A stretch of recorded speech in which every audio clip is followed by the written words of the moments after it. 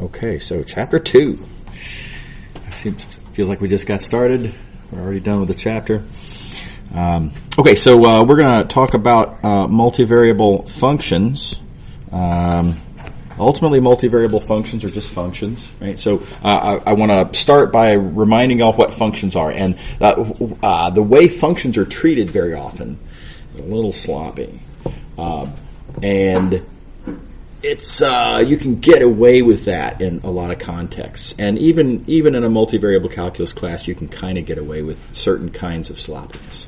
But why not? Let's clean it up to a reasonable extent.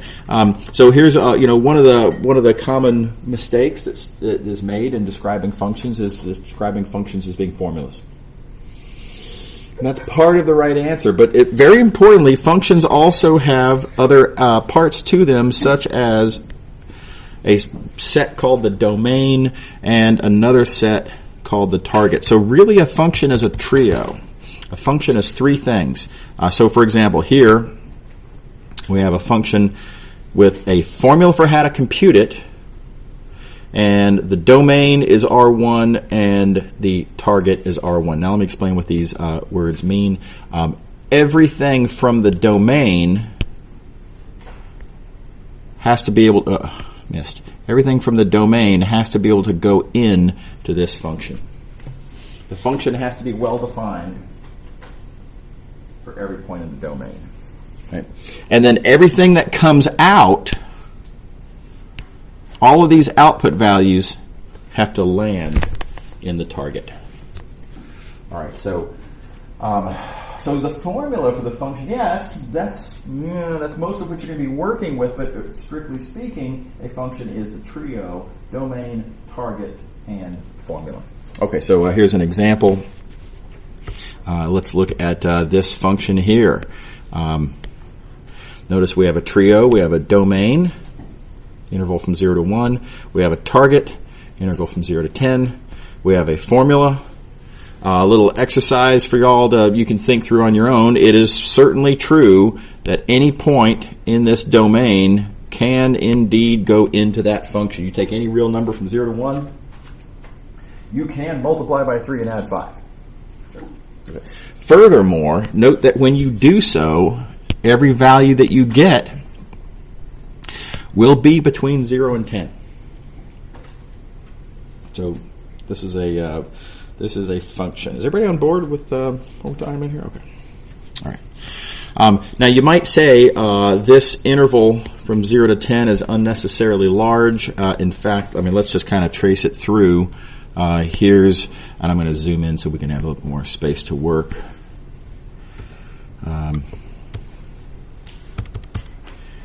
So the interval from 0 to 1 here, and we plug into this function,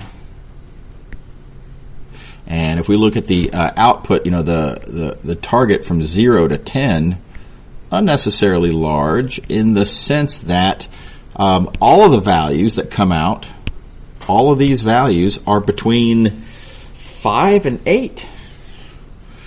Right? The actual output values between 5 and 8.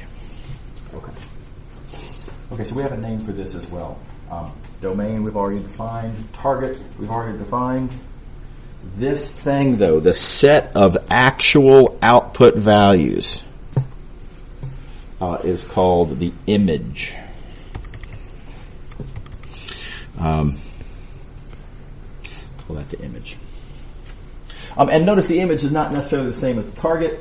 Again, the target here is unnecessarily large. Sometimes, though, the actual image is hard to identify, and we don't need it. Right? So, for example, you take this function here, f of x equals 3x plus 5. Look, what comes out are real numbers, and that may be all I really care about. Right? And I might not want to have to go to the trouble of figuring out what is the actual image. Just referring to the domain and the target is very often convenient and sufficient. All right. Now y'all have seen these kinds of functions before. Here's a kind of a function that you have probably not seen before. You certainly might not have. look at that. Now this is weird because when we have going into this function, see the inputs, it's not just a real number. Now it's 3 separate independent numbers that go into this function. Notice, in order to compute the outputs, you need to know y and z. Furthermore, notice that what comes out of this function is not just a real number. We get this real number, x plus y, and then we get a second, comma, a second real number, 3xz minus yz. So this does not take a number in and give you a number out. This function takes 3 numbers in and gives you 2 numbers out. This is a new kind of a thing. Okay? Everybody else okay?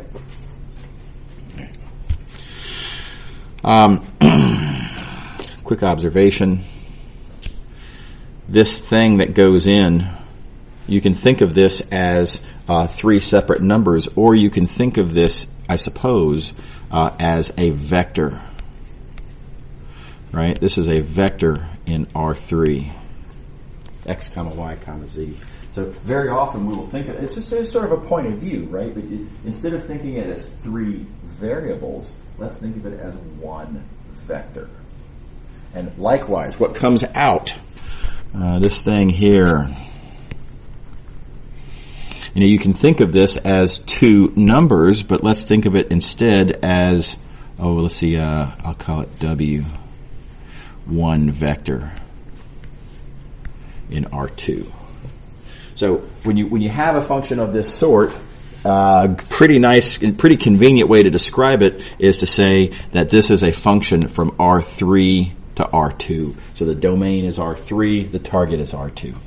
Okay. All right. Now, why do we need wacky multivariable functions? We did a lot with single variable functions. Why isn't that good enough? Right? So let me just give you a couple of examples of pretty unsophisticated real-world situations where we need a multivariable function to be able to describe it. So let's suppose here we have a room. Let's call this a rectangular room. The ceiling's kind of messing me up here, but that's okay. We can describe position in this room with 3 coordinates. Let's say that's the origin over here, this corner, right? So we have an x-axis, we have a y-axis, we have a z-axis, and for certain values of x, y, and z, we get coordinates of points in this room. So let's say D is the subset of R3 that describes this room. And suppose I want to talk about the temperature in this room. Now, again, unsophisticated. This is not a deep concept. Temperature is a very familiar thing. I could say, hey, it's kind of cold over here in this corner. Or way over there by the windows, it's kind of warm because of the sunlight. And maybe it's, heat rises, so I'm told. So maybe it's warmer up there and colder over there in that corner and down low. There's a variation of temperature in this room, right? Well, that would be described by a multivariable function. Right? For every point in the room, there is a corresponding value,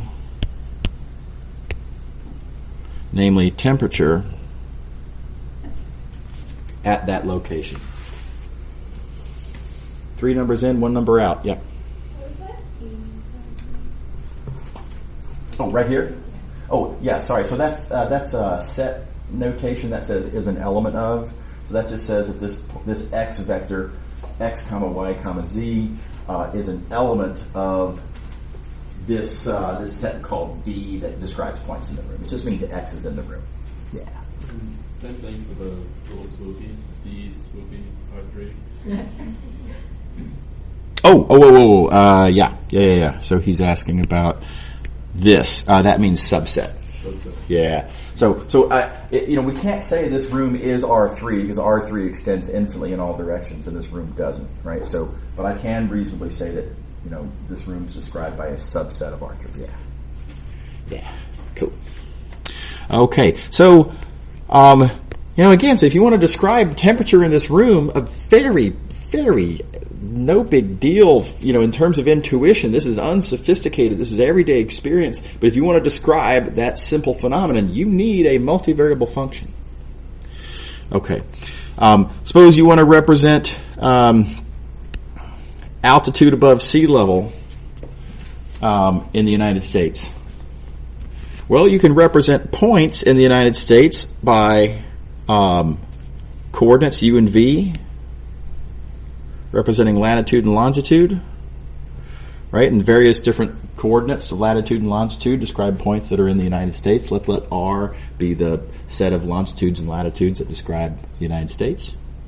And for each such point, there is a corresponding real value, namely altitude above sea level. So again, this pretty relatable physical concept of altitude. How does altitude vary as you drive around in different places? Multivariable function. I'm not going to do all these examples. I do want to skip down to this last one. Let's talk about the weather, right? The most trivial of conversations. Talk about the weather. Right? Well, it's a multivariable function because depending on where you are, right, there are various different things that you can say about the weather. You can talk about the temperature, the barometric pressure, the humidity, the wind speed, right? And all of these depend on your location. You can't talk about the temperature without knowing where are you measuring the temperature. You give me a location, you give me a longitude and a latitude, and we could talk about what the temperature is at that location. Likewise, all these other measures. So what we have here is that the most trivial of all conversations, talk about the weather, is really a multivariable function from R2 to R6. R2 to R4. Yeah. Sorry? Oh, okay. Yeah. Yes. Is it from R1 to R4 or R2 to It's R2 to R4 because there are two coordinates describing location. Yeah, so longitude and latitude. Yeah, yes. Because R is the name of the region that represents points in the United States itself. Yeah. I don't know why. I arbitrarily. Yeah. Mm-hmm. So how would you put the F colon R arrow for includes like words? Okay, sure. So she's so how do you pronounce, in some sense you might say, how do you pronounce this? So you would say F is a function that's defined on this subset of R2 that describes points in the United States by longitude and latitude. So F is defined on that set R and takes values in R4. Or more sort of typically people will say F is from R to R4. Yeah. Right. Okay, so lots of different kinds of multivariable functions, and we need to figure out how to understand them, how to do calculus with them. That's what this class is going to be about. Okay, now I want to talk about pictures. It is a common oversimplification, let's call it, to equate a function with its graph. So here's a familiar picture. Y'all have all seen this kind of picture before. And we've got some single variable function with drawing y as a function of x. And a lot of students are accustomed to drawing functions this way, and in fact only this way, and so exclusively drawing functions this way that students think that the graph is actually the function. And this, I do have to point out, this is a big problem in multivariable calculus. It's not a problem in Calc 1 and Calc 2. In Calc 1 and Calc 2, go crazy. Do exclusively graphs. Graphs are awesome. I love graphs, absolutely. But in a multivariable calculus context, there are other ways to represent functions. Graphs start to have really serious problems, severe limitations. And if you want to exclusively understand functions by their graphs, you're going to be severely limited. You just can't do it. It's an untenable strategy. So I want to distinguish between a function and its graph. A function is the algebraic object. A function is a formula with a domain and a target, and like we were just talking about, and it's an algebraic thing. A graph is a picture that, in certain ways, it's very nice. It helps us describe our algebraic object. They're not the same thing. Now, graphs have certain nice features. Let me talk about the calculus of graphs, I'll call it. Calculus of graphs is how we've made connections between certain algebraic things and certain geometric things. So, for example, we talk about a function. Function's an algebraic thing. We talk about the derivative of a function. It's an algebraic construction. You talk about this value, that derivative being less than 0. This is an algebraic statement. But what we know from Calc 1 is that this algebraic statement tells us something geometric, namely that the slope of this tangent line to this curve, that's all geometric talk, is pointing down as you go to the right. This is all geometric talk. Likewise, here's an algebraic statement, f double prime greater than 0, and that's very algebraic, but that means something, namely that the curvature is very geometric. Curvature is upward on the graph. Okay, so this is old news. These are facts that y'all knew a long time ago. What's important that I want y'all to digest here is that those facts that you know from Calc 1, and I guess Calc 1, are all peculiar to graphs. They are not generally true of all ways of thinking about functions. We are going to be finding other ways to represent functions with pictures that are not graphs, and for which all this stuff is not true. And we're going to have to have sort of parallel. On the one hand, we are going to talk about graphs in a multivariable context, and we will talk about how to make certain kinds of, we will talk about the calculus of graphs in a geometric context, and it's going to have certain analogies to this. But we will also be relying critically on calculus of other kinds of constructions. We're going to make something called level sets of a function. Very important. We desperately need it. And the calculus of level sets is completely different. And the calculus of parameterizations is completely different.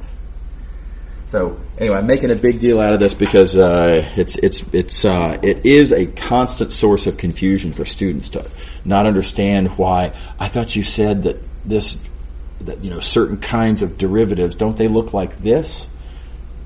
And I have to tell the student, and on a graph, yes, but we're not looking at a graph. We're looking at a level set, and it's not the same. Yeah. Okay. So make sure to be very careful about how you look at functions. Here, just a real quick example. This is an alternative way to describe a function. Here we have a function from. Let's see. Did I write the? Okay, I didn't. We have a function as I have it drawn here from R3 to R2, and you can see here that the domain is R3. I've drawn a three-dimensional domain, and the target is R2, two-dimensional target, and you can see the function here is, I'm describing with this little green arrow, I'm describing that the function takes points in here, does whatever it does, and then spits out outputs over in here. So if I wanted to depict in a picture that this function takes this input point in and gives that input point out, what I've drawn here actually communicates that after a fashion in a picture. Right? There's the input, there's the output, they're correspondingly labeled.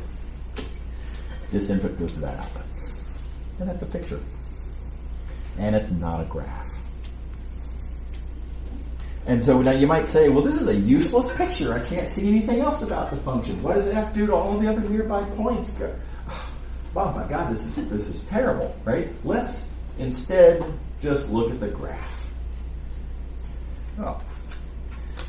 want to look at the graph, do you? Well, we've got 3 input variables. We've got 2 output variables. Altogether, then, our graph is going to require an axis system that includes 5 variables. And I cannot even pretend, I can't even lie to myself and persuade myself that I could possibly think in 5 dimensions. So the graph, out of the question. Completely unusable. We don't have a graph in practice for functions like this, right? So being able to draw a picture like this, I mean, yeah, it's not very communicative. I'll grant you, this is kind of a bad picture in a sense, but it's our only picture. It's the only way we had to think about this kind of a function so far. Okay. Alrighty. So I'm going to move on now and talk about equations. Now this is another source of linguistic sloppiness that you all should be aware of, and that is that the word equation and the word function are not the same. And be very careful about this. Please don't say equation when you mean function, and please don't say function when you mean equation. They're very, very different things. We just talked about functions. Functions are they're kind of actions, right? You've got inputs and outputs, and the function is the process of converting these inputs to those outputs. It's an active kind of a thing.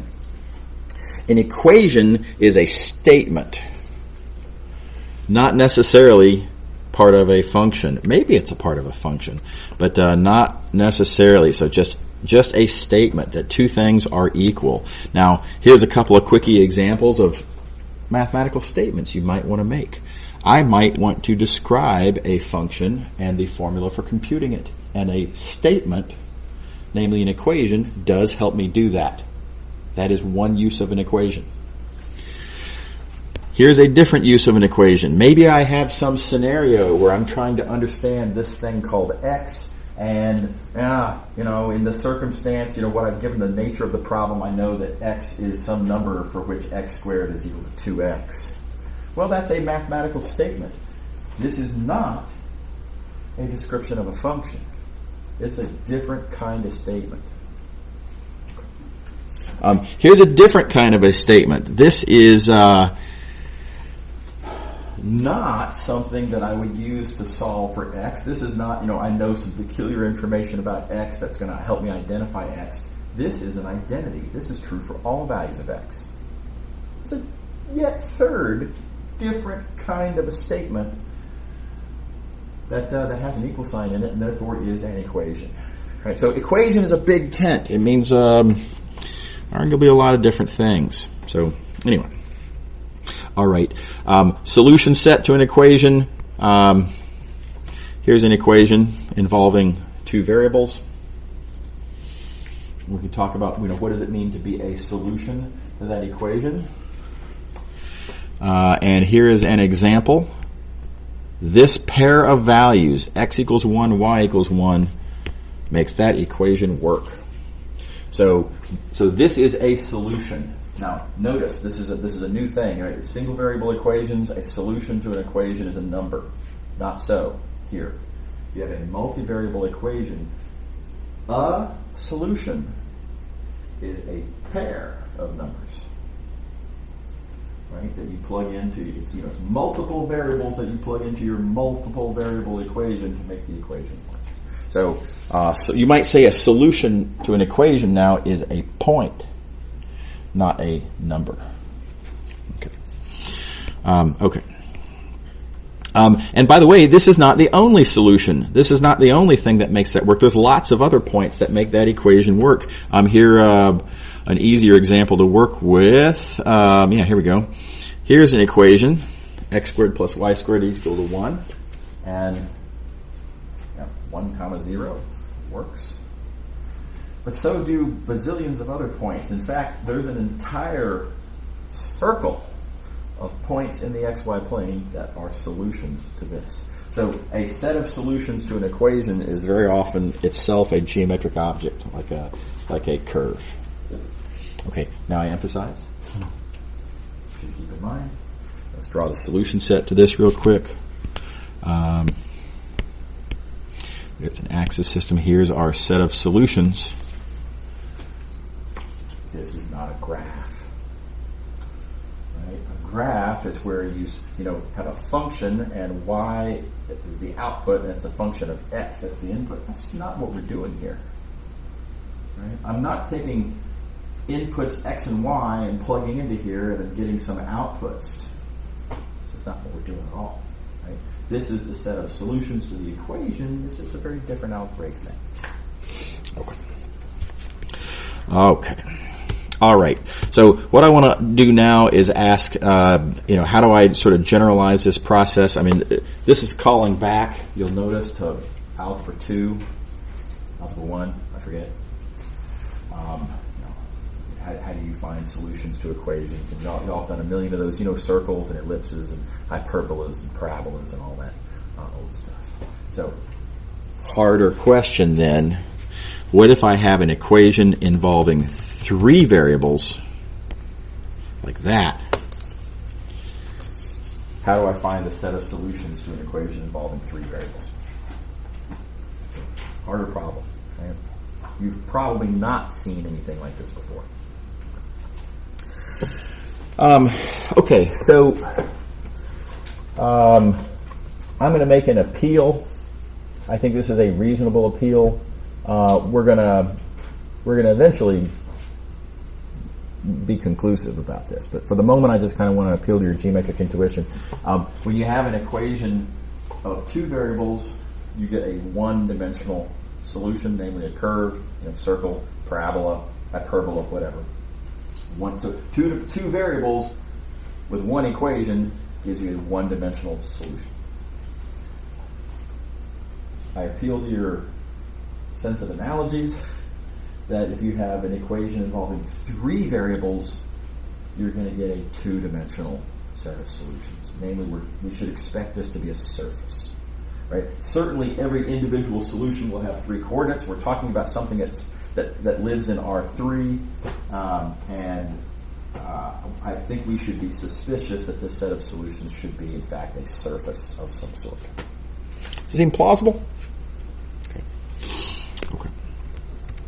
Okay. So how do we begin? Roughly speaking, by the way, there's several different strategies for how to try to help yourself to understand what solution sets look like. I'm going to show you this method called cross-sections. Sometimes they call these traces. I never really like that term. To me, cross-section is much more communicative. Anyway, this is one tool. This is one strategy for understanding solution sets. We're going to see the others. Not today. We just won't have time. But the big idea here is to take a question involving 3 variables and let's see if we can figure out how we can simplify the question into the more familiar territory of, can I understand an equation involving 2 variables? Because we're good at that, right? We already know how to do equations of 2 variables. And there's a long, glorious tradition in math of understanding harder problems by relating them to easier problems. So, reasonable thing to try. All right, so here's what we're going to do. I'm going to make an algebraic choice out of thin air for no particularly obvious reason. I'm going to take our equation here that we're trying to understand, and I'm going to add in another equation.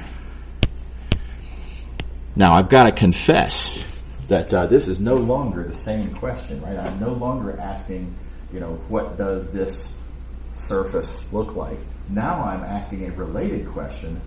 What does it look like if I take the surface that I'm interested in and add in the further requirement that y be some fixed value c? So now this has 2 kinds of consequences. One point of view that you can take on the consequences is that algebraically, I can rewrite this then, right? I can rewrite by plugging in this y equals c, plug it into there, and then I get z equals x squared plus, now c squared. So that's an algebraic consequence. But let's think about this geometrically. Geometrically, what does this mean? I'm looking for points that are on my surface. Sure. But that's not it. I'm looking for points that are not just on my surface. I'm also looking for points that are, in addition to being on the surface, they also have to satisfy this equation. Let me say it a little differently. Looking for points that are on my surface and that also are on this plane. This equation of the plane. I'm looking for points that are on both of these surfaces at the same time. I'm looking for points that are on the intersection of my surface that I'm interested in with this plane. And now, again, another geometric appeal. If you have something you're trying to understand, the intersection of that thing you're trying to understand with a plane, y equals a constant. It's a cross section, right? So this is what I would get when I take my surface and take a vertical slice through the plane y equals c. Whatever that cross section is, that's what's described by this algebra, aka this algebra. Okay. So now, has this been helpful? Yeah, I claim it has, because here's the thing. Now, notice there's only two variables here. And again, we're really good at two-variable algebra. Z equals x squared plus c. Oh, parabola. Right? Y'all remember all your algebra 2 stuff, I hope? So this is a parabola, and I can draw parabolas. And so that allows me to draw as follows. In each of these planes where I've set y equal to some constant, so this is the plane y equals a constant, right? In that plane, the equation, z equals x squared plus c looks something like this.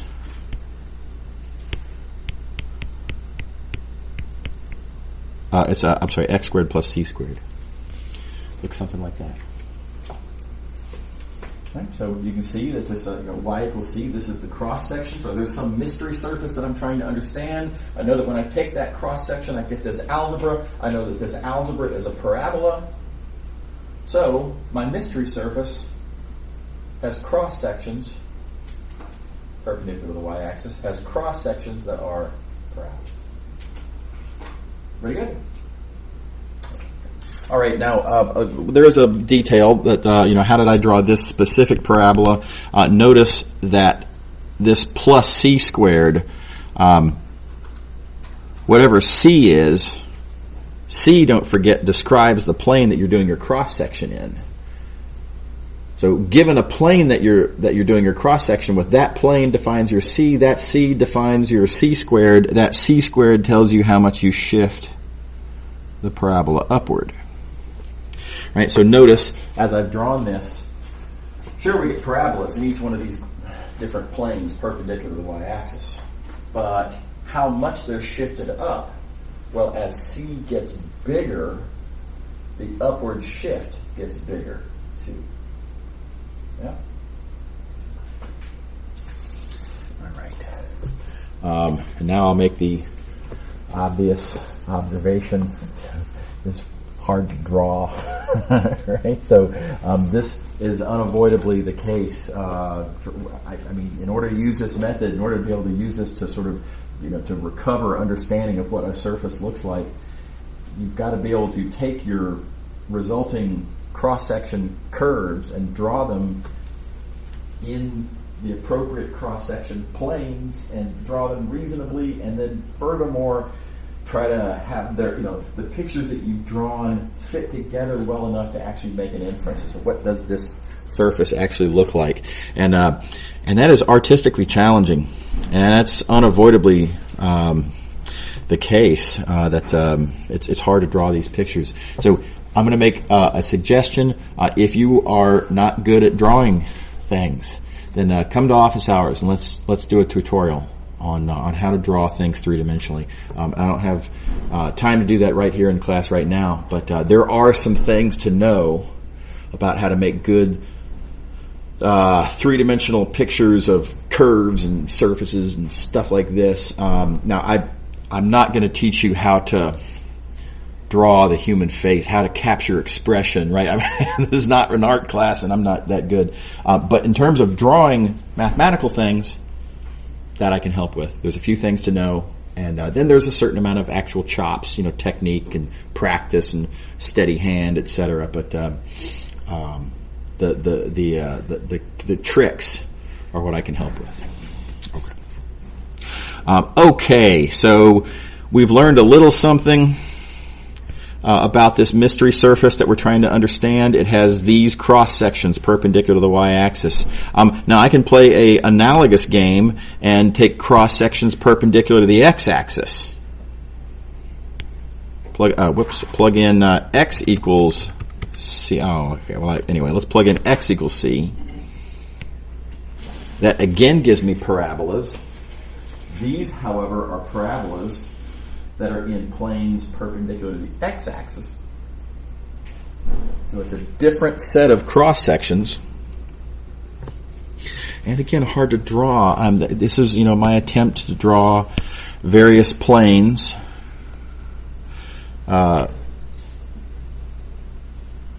Perpendicular to the x-axis. See if I can draw another one here.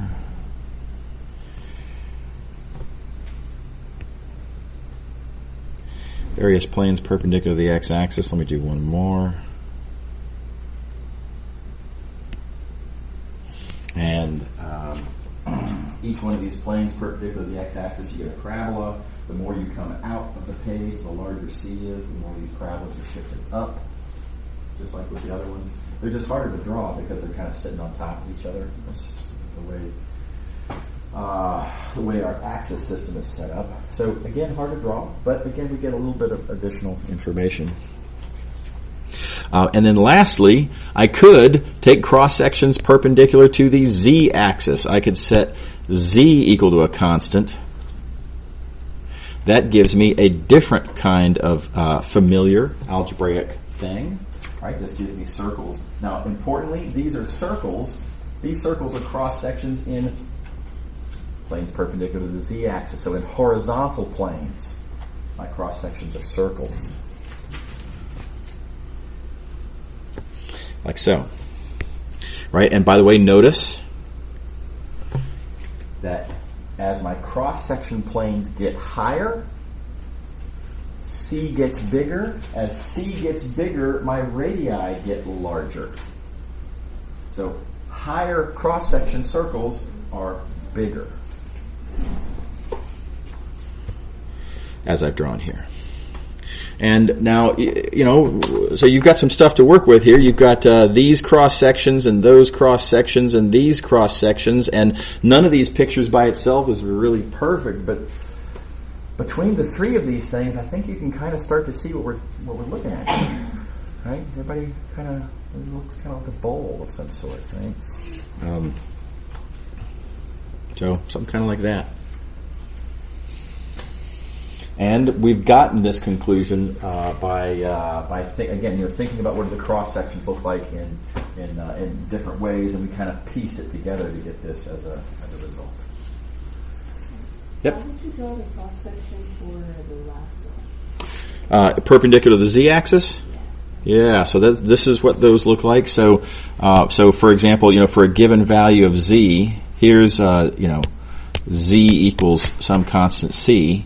That resulted in the equation c equals x squared plus y squared. Right? That's how z equals c fits into there. These are circles. How high you are, your c, allows you to infer your radius. Here, let me color code better. This c, which tells you, which plane you're looking in, tells you your radius. Your radius is the square root of c.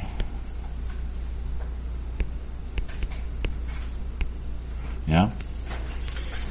And so as your cross sections rise, your radii get bigger at a sort of a slowing rate. Okay, so this is one tool, cross sections. It's one of 3 big tools that I'm going to give you for understanding surfaces. The others we'll have to talk about on tomorrow. See y'all later. Have a good day.